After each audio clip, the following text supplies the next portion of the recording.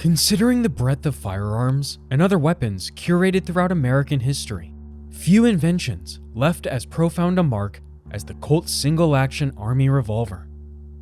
Introduced in 1873 and quickly earning nicknames like Peacemaker, this legendary firearm transformed how people fought, defended themselves, and survived in the untamed territories.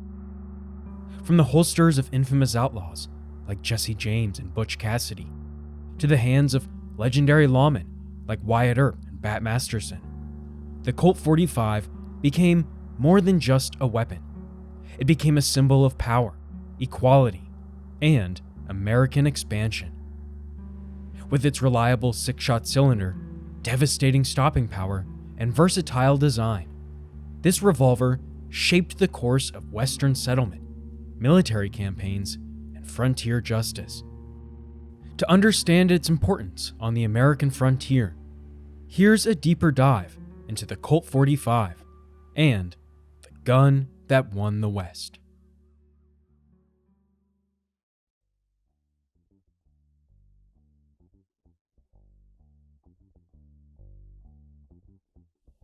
In the 1800s, Samuel Colt became famous for creating a weapon that changed how people fought and defended themselves: the Colt revolver. By making a gun that could shoot multiple times without stopping to reload, he not only changed weapons forever, but also helped Americans move west. While settlers found his gun essential for survival, it also became a deadly threat to Native Americans trying to protect their lands. Samuel Colt was born in Hartford, Connecticut on July 19, 1814. He grew up with 6 brothers and sisters and showed great interest in explosives and guns from a young age. During a boat trip to India as a young sailor, he thought up the idea of a gun with a spinning chamber, an invention that would later become one of America's most important weapons. In 1835, he got his first patent for his revolver and opened the Patent Arms Company in Paterson, New Jersey. Before this, people used guns that could only shoot once before needing a slow reload. Colt's pistol could fire several times quickly. This was huge for frontiersmen and soldiers, since older guns took about 20 seconds to reload, far too long in a fight. During that same time, Native American warriors could shoot many arrows, which put anyone with a slow-loading gun at risk. While Army officers tried early versions of Colt revolvers in the 1830s, the first models had problems, but Colt kept working on it, and by 1848, his revolvers worked better and more safely than any gun in the West. Colt's business really took off during the Texas Revolution and Mexican-American War, where his guns helped the U.S. Army win battles and take more land. Texas Ranger Captain Samuel Walker strongly supported Colt's pistol, saying it was the best weapon for fighting Native Americans and Mexican forces. In the 1850s, Colt made his revolvers even more efficient and turned his company into a modern factory. He focused on making perfect parts, using machines, and without wasting a second of time, setting new standards for how guns were made. Colt wasn't just good at making guns either. He was great at selling them too. He convinced people his revolver was essential for surviving on the frontier. Gold prospectors, fur trappers, farmers, frontiersmen, lawmen, and cowboys all bought his guns, drawn in by his promise that his weapons could make any person equal in a fight. His famous saying, "God created men equal, Colonel Colt made them equal," became the motto everyone knew him by. Even though he succeeded, Samuel Colt died young at 46 in 1862, never having used one of his own guns in a real fight. Despite his premature death, Colt's impact lived on, as his revolvers shaped American history, from Civil War battles to Wild West towns. And no gun made quite as iconic of an impact as the revolver that would come 11 years posthumously: the legendary Colt Single Action Army, better known today simply as the Colt 45.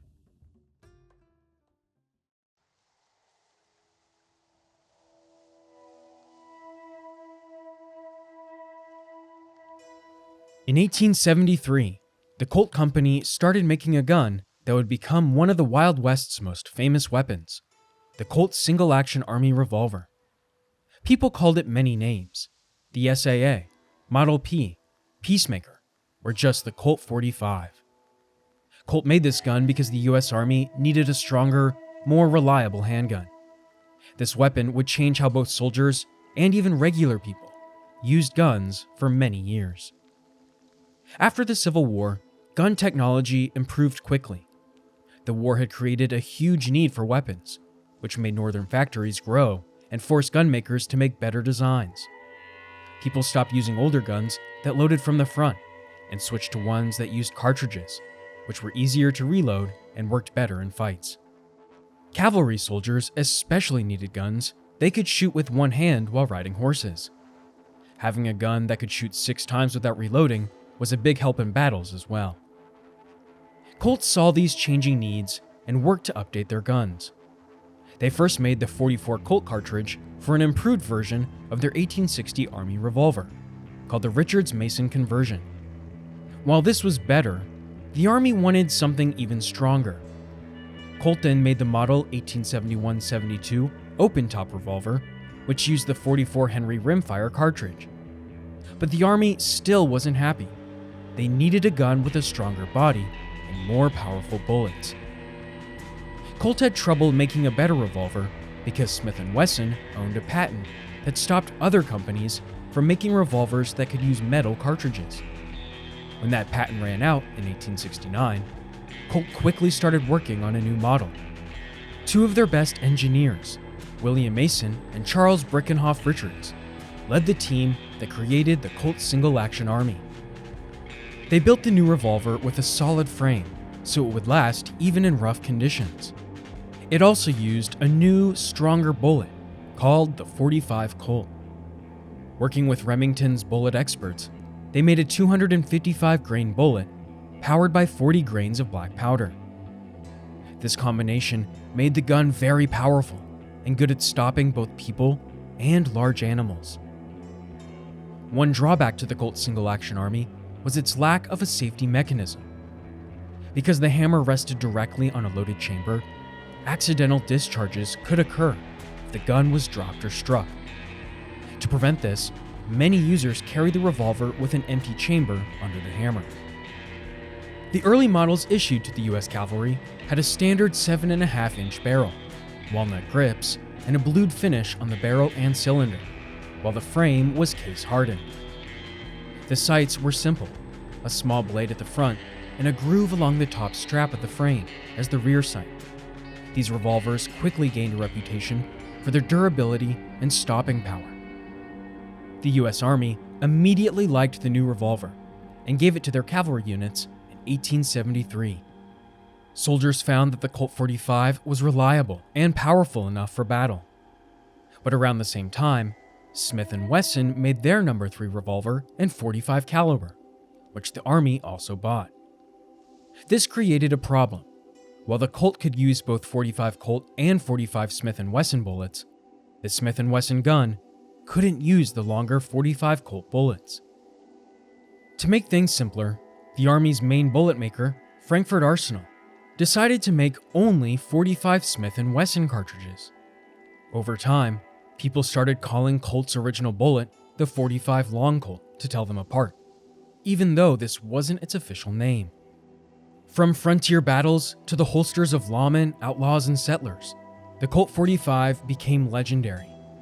Whether protecting stagecoaches, guarding banks, or being used in showdown fights or the battlefield, people knew they could count on this gun.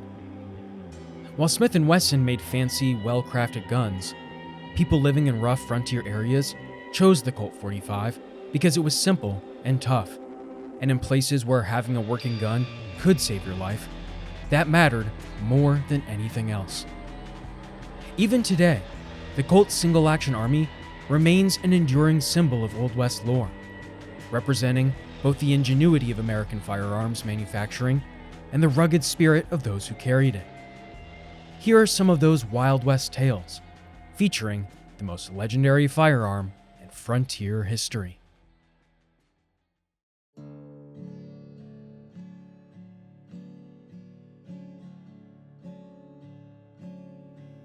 In 1877, Colt made a new version of their famous Single Action Army revolver, called the Colt Frontier 6-shooter. Instead of using 45 Colt bullets, it used 4440 Winchester bullets, the same kind used in the Winchester Model 1873 rifle. This meant people could use the same bullets in both their rifle and handgun, which made things much easier when traveling. You could tell it was a Frontier 6-shooter by looking at the left side of the barrel, where they etched the name in acid. They kept doing this until they made the Bisley Model in 1895. The 4440 Winchester bullet became really popular because of the Winchester Model 1873 rifle, which lots of people used in the Old West. Frontier folks liked being able to use the same bullet in both guns, since they didn't have to carry two different types. This combination was so common that some people even used it during the famous gunfight at the OK Corral. As more customization options appeared, the Colt 45 became one of America's most famous guns. Soldiers, lawmen, outlaws, and regular people all used it during frontier times. Buffalo Bill Cody helped make it even more famous by calling it the gun that won the West because it worked so well and shot so straight. After Colt showed off 18 fancy decorated models at the 1876 Philadelphia World's Fair, more people wanted one. Over time, they developed the revolver to use more than 30 different types of bullets, peaking at 41 different kinds of compatible ammunition. People could also get their guns decorated with nickel, silver, or gold coating, pearl and ivory handles, and not to mention fancy engravings. In the 1870s, a new Colt 45 revolver cost just $13.50. This included a screwdriver, which you needed because the screws holding the trigger guard and backstrap would come loose, especially if you rode horses. Though lots of people bought them, they didn't make as many as modern guns. Between 1873 and 1940, they only made about 358,000 Colt 45s, called the first generation, and about half used 45 Colt bullets. One special version was the Buntline Special, which had a really long 12-inch barrel. People used to say Wyatt Earp and other lawmen got these as gifts, but historians found out this wasn't true, despite Hollywood attempting to say otherwise. However, many famous Old West outlaws, like Billy the Kid, indeed used the Colt 45. During the Lincoln County War, he wielded a .44 caliber Colt Single Action Army revolver as his weapon of choice. This dependable sidearm served him well throughout his brief but violent career as a fugitive from justice. Lawmen used the Peacemaker too, pun not intended. In the same era, the skilled marksman and gambling man Doc Holliday earned his fearsome status with expert handling of the Colt 45.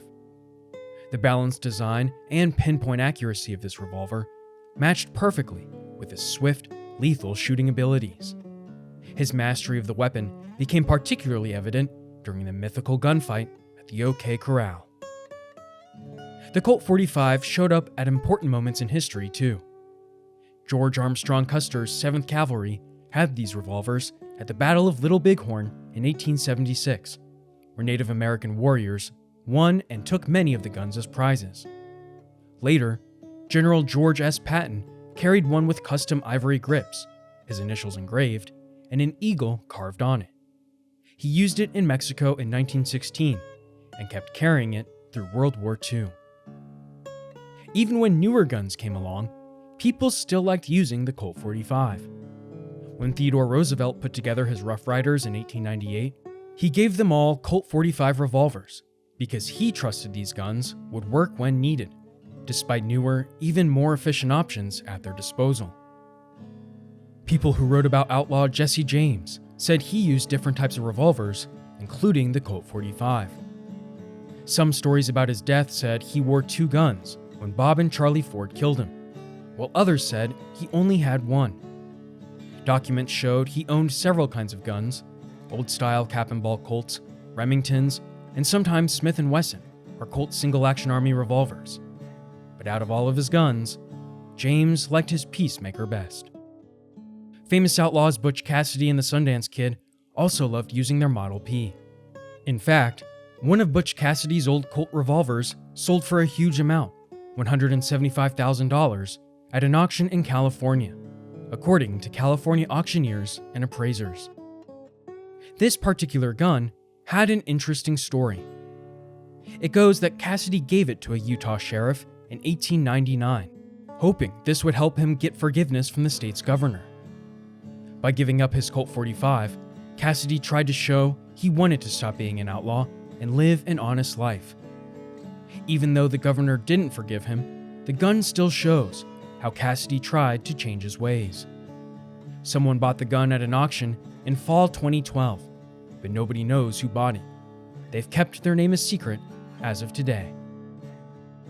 Another serendipitous discovery of a historical Colt 45 came in 1962, when a buyer from Illinois called Paul Pasco accidentally purchased what he believed to be a standard Peacemaker manufactured in 1885. It didn't take long before he realized the gun was no boring old Model P. It was a customized 4 3/4 inch barrel missing its front sight, ejector rod, and the compartment that normally housed it. These details were common in the Old West. Lawmen and outlaws alike felt these adjustments made for a lightning-quick draw, specifically if one was fast drawing from their pocket. Which is why it came to no surprise that this particular Colt 45 belonged to none other than Bat Masterson himself. Bat Masterson came to Dodge City in 1876 and quickly became an important lawman in the West. He worked with his good friend Wyatt Earp and got famous as a tough sheriff, later becoming a U.S. Marshal. But things got harder in 1879 when he lost his election for sheriff, partly because he and his friends Earp and Doc Holliday got mixed up in the Royal Gorge Railroad War.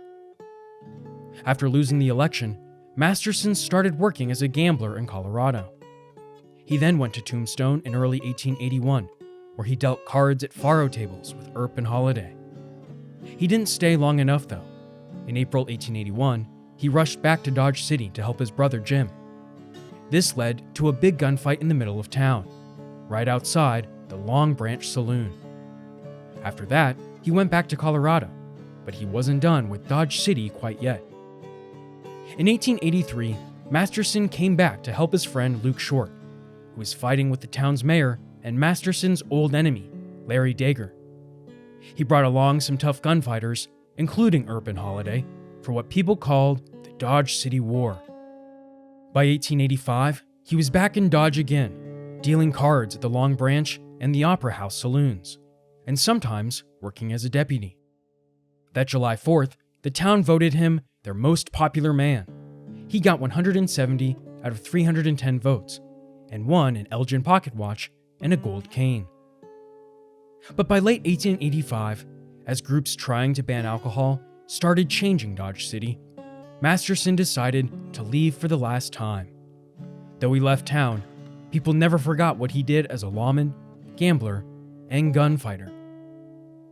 We know this and a whole lot more about Masterson because he wrote many letters to the Colt Firearms Company. One letter kept in the Colt archives in Hartford, Connecticut, showed how picky he was about his guns. He wanted special triggers, better sights, and tough grips made of gutta percha. Between 1879 and 1888, he ordered 9 Colt Single Action Army revolvers, but this one was really special. The letter for the Colt 45 in question reads as follows. Gents, please send me one of your nickel-plated short 45 caliber revolvers. It is for my own use, and for that reason, I would like to have a little extra pains taken with it. I am willing to pay extra for extra work. Make it very easy on the trigger, and have the front sight a little higher and thicker than the ordinary pistol of this kind. Put on a gutta percha handle and send it as soon as possible. Have the barrel about the same length that the ejector rod is. Truly yours, W.B. Masterson. His most famous gun, ordered in 1884 when he was at his most famous, had the serial number 112737. It was a .45 caliber with a 4 3/4-inch barrel, nickel coating, and a curved ejector rod. It had a G stamped under the number on the trigger guard and backstrap, showing Masterson new quality guns. It came with extra grips and later got a fancy green leather case made by a famous bookbinder named Arno Werner.